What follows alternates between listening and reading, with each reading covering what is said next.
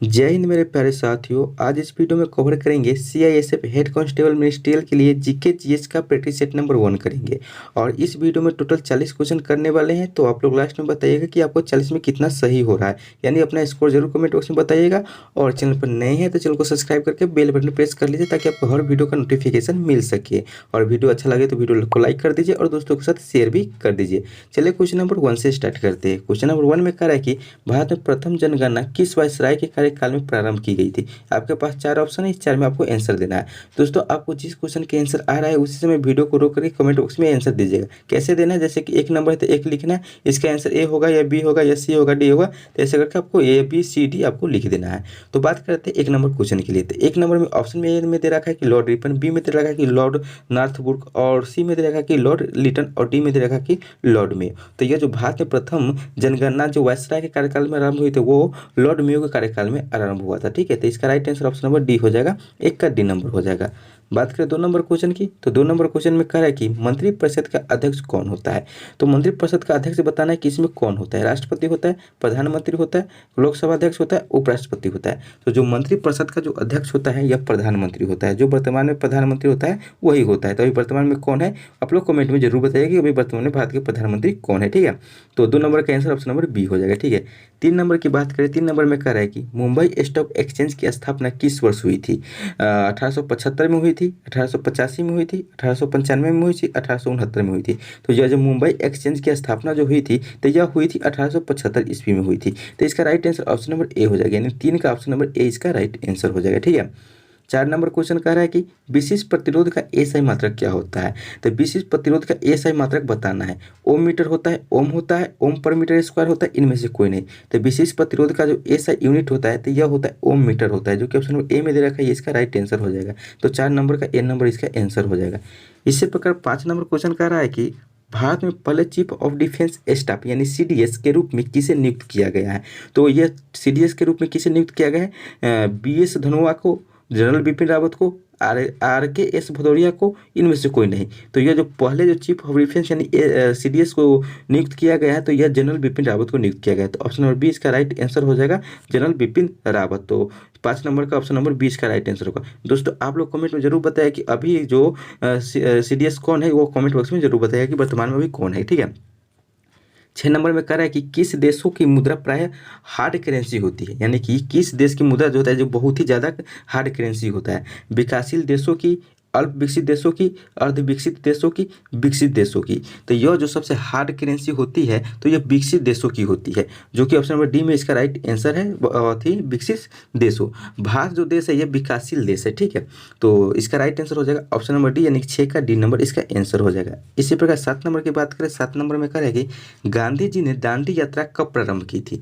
अप्रैल 1930 में, जुलाई 1930 में, नवंबर 1930 में, मार्च 1930 में। तो यह जो गांधी जी ने जो दांडी यात्रा प्रारंभ की थी यह की थी मार्च 1930 में की थी। तो ऑप्शन नंबर डी इसका राइट आंसर हो जाएगा, मार्च 1930 में। ठीक है, 8 नंबर है कि 8 नंबर में कह रहा है कि अखिल भारतीय किसान सभा के संस्थापक कौन है। तो यह जो बताना है कि अखिल भारतीय किसान सभा का संस्थापक राजेंद्र प्रसाद, जयप्रकाश नारायण, स्वामी सहजानंद सरस्वती, आचार्य नरेंद्र देव। तो यह जो अखिल भारतीय किसान सभा के जो संस्थापक है तो यह स्वामी सहजानंद सरस्वती है, जो कि आपको ऑप्शन नंबर सी में दे रखा है, ये इसका राइट आंसर हो जाएगा, यानी कि 8 का ऑप्शन नंबर सी इसका राइट आंसर हो जाएगा। ठीक है, 8 के बाद 9 नंबर क्वेश्चन कर रहा है कि कृत्रिम वर्षा कराने के लिए किस रसायन का छिड़काव किया जाता है। जो कृत्रिम वर्षा कराने के लिए जो कहता है कि किस रसायन का छिड़काव करना होता है, तो सिल्वर ब्रोमाइड का, सिल्वर आयोडाइड का, सिल्वर नाइट्रेट का, सिल्वर क्लोराइड का। तो यह जो सिल्वर आयोडाइड का छिड़काव किया जाता है। तो ऑप्शन नंबर बी इसका राइट आंसर हो जाएगा, 9 का बी नंबर हो जाएगा।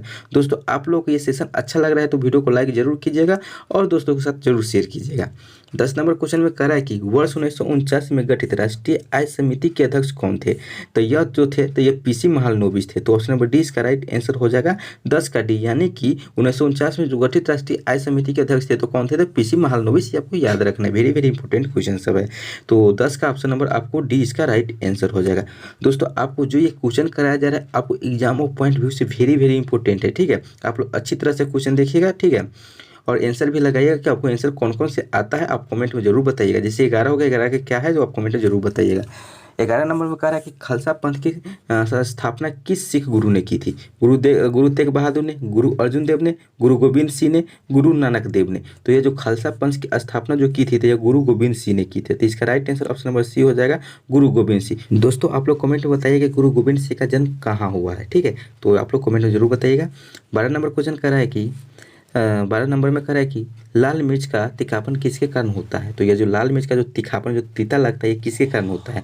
लाइकोपिन के कारण, केरोटीन के कारण, कैसेन कैप्सेसिन के कारण, इनमें से कोई नहीं। तो ये जो लाल मिर्च में जो तीखापन होता है यह कैप्सेसिन के कारण, जो कि ऑप्शन नंबर सी में देगा कैप्सेसिन, ये इसका राइट आंसर हो जाएगा। 12 का सी नंबर आंसर हो जाएगा। इसी प्रकार 13 नंबर में कह रहा है कि शंकराचार्य ने किस सिद्धांत का प्रवर्तक दिया था? शुद्धाद्वैतवाद का, अद्वैतवाद का, द्वैतवाद का, अद्वैताद्वैतवाद का। तो ये जो शंकराचार्य ने जो सिद्धांत दिया था वो प्रवर्तक था, तो आपको वो था अद्वैतवाद का, जो कि ऑप्शन नंबर बी इसका राइट आंसर हो जाएगा। 13 का बी नंबर इसका आंसर हो जाएगा, ठीक है। 14 नंबर की बात करें तो 14 नंबर में कह रहा है कि ऋग्वेद में आजीवन अविवाहित रहने वाली कन्या को क्या कहा जाता है? गोप कहा जाता है, अधन्या कहा जाता है, दुहिता कहा जाता है, अमाजु कहा जाता है। तो जो ऋग्वेद में जो आजीवन अविवाहित रहने वाली कन्या को जो कहा जाता है तो ये अमाजु कहा जाता है, जो कि ऑप्शन नंबर डी में दे रखा है। इसका राइट आंसर हो जाएगा, 14 का डी हो जाएगा। इसी प्रकार 15 नंबर क्वेश्चन में कह रहा है कि भारत में सबसे बड़ी खारे पानी की झील कौन सी है? पुलकित झील है, वुलर झील है, चिल्का झील है, सांभर झील है। तो जो भारत में सबसे बड़ी खारे पानी की जो झील है यह चिल्का झील है। तो ऑप्शन नंबर सी इसका राइट आंसर हो जाएगा, 15 का सी। 16 नंबर में कहा कि विश्व ब्रेल दिवस किस तिथि को मनाया जाता है? 4 जनवरी को, 9 जनवरी, 15 जनवरी, 25 जनवरी। तो जो विश्व ब्रेल दिवस जो मनाया जाता है यह 4 जनवरी को मनाया जाता है। तो ऑप्शन नंबर ए इसका राइट आंसर हो जाएगा, 16 का ए नंबर। 17 में कह रहा है कि निम्नलिखित में से कौन सी सदिश राशि है? समय, विद्युत तीव्रता, आयतन, द्रव्यमान। तो जो सदिश राशि है वेक्टर क्वांटिटी तो कौन है? तो यह जो विद्युत तीव्रता है जो यह सदिश राशि है, तो ऑप्शन नंबर ए इसका राइट आंसर हो जाएगा। बाकी बात जो समय है, आयतन, द्रव्यमान, ये अदिश राशि है, ठीक है। तो ऑप्शन नंबर बी इसका राइट आंसर हो जाएगा, 17 का बी।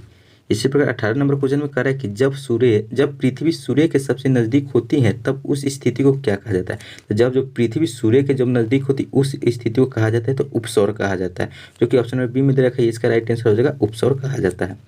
19 नंबर में कह रहा है कि भूप्रपट्टी में सर्वाधिक भार किस तत्व का होता है? सिलिकॉन का होता है, एल्युमिनियम का होता है, ऑक्सीजन का होता है, लोहा का होता है। तो जो भूप्रपट्टी यानी कि पृथ्वी पर जो सर्वाधिक भार होता है तो यह जो ऑक्सीजन यानी कि सर्वाधिक तत्व जो होता है तो भार तत्व किसका होता है? यानी ऑक्सीजन का होता है। तो ऑप्शन नंबर सी इसका राइट आंसर हो जाएगा। यानी पृथ्वी पर सर्वाधिक भार तत्व होता है तो ऑक्सीजन, ठीक है। तो ऑप्शन नंबर सी 19 का है। 20 नंबर में कह रहा है कि निम्नलिखित में से व्यापकगत सिद्धांत की अवधारणा किसने दी थी? तो यह दी थी डलहौजी ने दी थी। तो ऑप्शन नंबर डी इसका राइट आंसर हो जाएगा, 20 का डी नंबर। 21 नंबर में कह रहा है कि देवगढ़ का दशावतार मंदिर कहाँ स्थित है? तो ये देवगढ़ का जो दशावतार मंदिर की बात किया जाए तो यह कहाँ है? तो यह उत्तर प्रदेश में है। तो ऑप्शन नंबर बी इसका राइट आंसर हो जाएगा, 21 का बी। 22 नंबर क्वेश्चन कर रहा है कि वायु दाब मापने के लिए किस यंत्र का प्रयोग किया जाता है?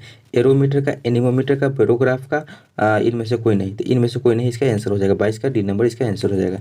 23 नंबर में कह रहा है कि भारतीय कृषि अनुसंधान संस्थान का मुख्यालय कहाँ स्थित है? नई दिल्ली में, मुंबई में, लखनऊ में, मैसूर में। तो ये जो भारतीय कृषि अनुसंधान संस्थान का मुख्यालय जो स्थित है यह नई दिल्ली में स्थित है। तो option number D, option number A इसका राइट आंसर हो जाएगा, 23 का। 24 नंबर में कह रहा है कि वर्ष 2011 की जनगणना के अनुसार सर्वाधिक दशकीय वृद्धि दर किस राज्य में हुई? मेघालय में, अरुणाचल प्रदेश में, बिहार में, जम्मू कश्मीर में। तो ये मेघालय में हुई। तो ऑप्शन नंबर ए इसका राइट आंसर हो जाएगा, 24 का ए। 25 में कह रहा है कि 5वीं पंचवर्षीय योजना का मूल उद्देश्य क्या था? औद्योगिक विकास, अर्थव्यवस्था का संतुलित विकास, गरीबी हटाओ, समावेशी विकास। तो ये जो पांचवी पंचवर्षीय योजना का जो मूल उद्देश्य था तो यह था गरीबी हटाओ, ठीक है। तो ऑप्शन नंबर सी इसका राइट आंसर हो जाएगा, 25 का सी। 26 नंबर में कह रहा है कि भारत के नियंत्रक एवं महालेखक परीक्षा जिसे कैग कहा जाता है कि नियुक्ति कौन करता है? वित्त मंत्री करता है, प्रधानमंत्री करता है, राष्ट्रपति करता है, लोकसभा करता है। तो जो कैग की नियुक्ति करता है तो यह राष्ट्रपति करता है। तो ऑप्शन नंबर सी इसका राइट आंसर हो जाएगा, राष्ट्रपति। 26 नंबर में कह रहा है कि संसद के दोनों सत्रों के मध्य अधिकतम अंतराल कितना होता है? 2 महीना, 6 महीना, 4 महीना, जो लोकसभा अध्यक्ष निर्धारित करे। तो यह जो संसद के दोनों सदनों का अधिकतम अंतराल जो होता है तो यह होता है 6 महीना होता है। तो ऑप्शन नंबर बी इसका राइट आंसर हो जाएगा, 27 का बी नंबर। 28 नंबर में कह रहा है कि मानव शरीर की सबसे बड़ी अंतःस्रावी ग्रंथि कौन है? पीयूष ग्रंथि, जनन ग्रंथि, प्रावटु ग्रंथि, थायराइड ग्रंथि। तो ये जो मानव शरीर में सबसे बड़ी अंतःस्रावी ग्रंथि, यहाँ पे अंतःस्रावी कराया था, अंतःस्रावी ग्रंथि हो जाता है तो थायराइड ग्रंथि हो जाएगा। तो ऑप्शन नंबर डी इसका राइट आंसर हो जाएगा, 28 का डी। 29 नंबर में कह रहा है कि सती प्रथा का प्रथम प्रमाण किस अभिलेख से मिलता है? एहोल अभिलेख से, जूनागढ़ अभिलेख से, भीतरी स्तंभ अभिलेख से, एरन अभिलेख से। तो ये जो सती प्रथा का प्रथम प्रमाण जो मिलता है तो यह एरन अभिलेख से मिलता है, जो कि ऑप्शन नंबर डी में दे रखा है। इसका राइट आंसर हो जाएगा 29 का डी। 30 नंबर में कह रहा है कि शरीर में ऊतकों का निर्माण किससे होता है? प्रोटीन से, वसा से, विटामिन से, कार्बोहाइड्रेट से। तो शरीर में ऊतकों का निर्माण होता है तो ये प्रोटीन से होता है। तो ऑप्शन नंबर ए इसका राइट आंसर हो जाएगा, यानी 30 नंबर का ए हो जाएगा। इसी प्रकार 31 नंबर में कह रहा है कि थोक मूल्य सूचकांक जिसे WPI कहते हैं के मुख्य घटक कौन कौन से हैं? विनिर्मित उत्पाद, प्राथमिक वस्तुएं, ईंधन, उपयुक्त सभी। तो ये जो थोक मूल्य सूचकांक का मुख्य घटक जो है तो यह विनिर्मित उत्पाद, प्राथमिक वस्तुएं, ईंधन, ये तीनों है। तो इसलिए इसका आंसर हो जाएगा उपयुक्त सभी। तो डी नंबर इसका राइट आंसर हो जाएगा, 31 का डी नंबर। 32 नंबर में कह रहा है कि सार्वजनिक लेखा समिति अपनी रिपोर्ट किसे प्रस्तुत करती है? तो ये जो सार्वजनिक जो लेखा समिति जो अपनी रिपोर्ट जो प्रस्तुत करती है तो यह संसद को करती है। तो ऑप्शन नंबर सी इसका राइट आंसर हो जाएगा, 32 का सी। 33 नंबर में कह रहा है कि निम्नलिखित में से किसे बिहार विभूति के नाम से जाना जाता है? जयप्रकाश नारायण को, जगजीवन राम को, अनुग्रह नारायण सिंह को, डॉक्टर श्री कृष्ण सिंह को। तो ये जो बिहार की विभूति के नाम से जाना जाता है तो अनुग्रह नारायण सिंह को जाना जाता है, जो कि ऑप्शन नंबर सी में दे रखा है। इसका राइट आंसर हो जाएगा 33 का सी। 34 में कह रहा है कि अंतर्राष्ट्रीय मुद्रा कोष यानी IMF की स्थापना किस वर्ष हुई? 1940, 1942, 1949, 1945। तो यह IMF की जो स्थापना हुई थी ये 1945 में हुई। तो ऑप्शन नंबर डी इसका राइट आंसर हो जाएगा, 34 का डी। 35 नंबर में कह रहा है कि नर्मदा नदी का उद्गम स्थल कहाँ है? अमरकंटक की पहाड़िया में, ब्रह्मगिरी की पहाड़िया में, बैतूल मध्य प्रदेश, कैमूर की पहाड़िया में। तो ये नर्मदा नदी के जो उद्गम स्थल जो है तो यह अमरकंटक की पहाड़िया में। तो ऑप्शन नंबर ए इसका राइट आंसर हो जाएगा, 35 का ए नंबर। 36 नंबर में कह रहा है कि पूर्व मध्य रेलवे मंडल का मुख्यालय कहाँ स्थित है? कोलकाता में, हाजीपुर में, भुवनेश्वर में, इनमें से कोई नहीं। तो ये जो पूर्व मध्य रेलवे का जो मुख्यालय कहा जाए तो यह हाजीपुर में स्थित है। तो ऑप्शन नंबर 20 का राइट आंसर हो जाएगा, 36 का बी।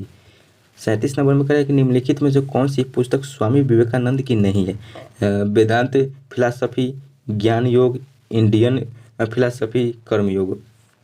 तो ये इंडियन फिलॉसफी है जो ये विवेकानंद की पुस्तक नहीं है। तो ऑप्शन नंबर सी इसका राइट आंसर हो जाएगा। बाकी बात ये तीनों जो है वेदांत फिलॉसफी, ज्ञान योग, कर्मयोग, ये तीनों यह स्वामी विवेकानंद की पुस्तक है। बाकी बात ये इंडियन फिलॉसफी ये नहीं है। तो ऑप्शन नंबर सी 37 का हो जाएगा। 38 में कह रहा है कि आगरा शहर का संस्थापक कौन है?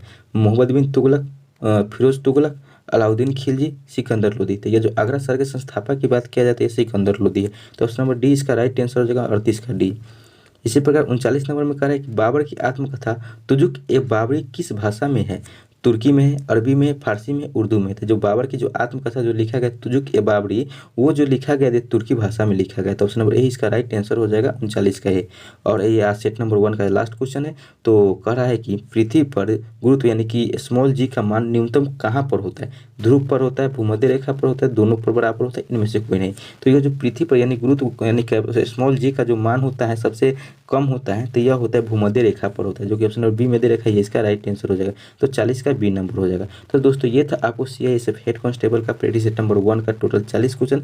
तो आपको इस 40 में आपको कितना सही हुआ है कमेंट बॉक्स में जरूर बताइएगा, यानी अपना इसको जरूर बताइएगा। और वीडियो अच्छा लगे तो वीडियो को लाइक कर दीजिए, दोस्तों के साथ शेयर कर दीजिए। और चैनल अभी तक सब्सक्राइब नहीं किए हैं तो चैनल सब्सक्राइब करके बेल बटन प्रेस कर लीजिए ताकि हर वीडियो का नोटिफिकेशन मिल सके। और आप लोग अभी तक हमारे व्हाट्सएप और टेलीग्राम ग्रुप से नहीं जुड़े हैं तो वीडियो को डिस्क्रिप्शन में जाइए, आपको लिंक मिल जाएगा, वहाँ से आप ज्वाइन हो सकते हैं। तो चलिए दोस्तों फिर मिलेंगे अगले वीडियो में अगले टॉपिक के साथ, अगले प्रैक्टिस सेट के साथ। तब तक के लिए जय हिंद, जय भारत।